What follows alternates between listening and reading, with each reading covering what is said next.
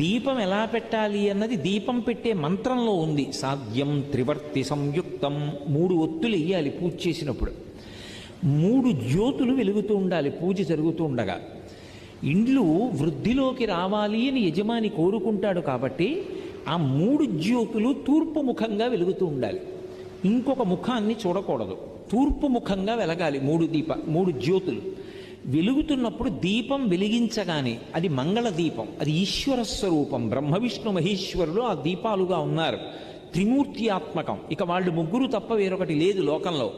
కాబట్టి అటువంటి దీపపు సమ్మె ఏది ఉందో దాని మీద పసుపు కానీ, కుంకం కానీ, అక్షతలు కానీ, పువ్వు కానీ ఉంచాలి. ఎందుచేత అంటే మంగళ దీపం అంటాం. మంగళ దీపము ఉంటుంది, అమంగళ దీపం అని ఒకటి ఉంటుంది. నేను దాని గురించి ప్రత్యేకంగా చెప్పక్కర్లా. ఎవరైనా వెళ్ళిపోయారనుకోండి, పార్థివ శరీరం ఒక్కటే ఉండకూడదు, అందులో జ్యోతి వెళ్ళిపోయింది. అందుకే ఏం చేస్తారంటే పడుకోబెట్టి తలకట్టున ఓ దీపం పెడతారు, దానికి మట్టు మీద పసుపు కుంకాలు వేయరు. అది అమంగళ దీపం.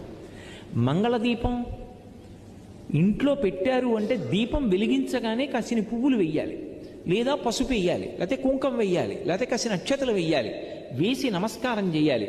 అదే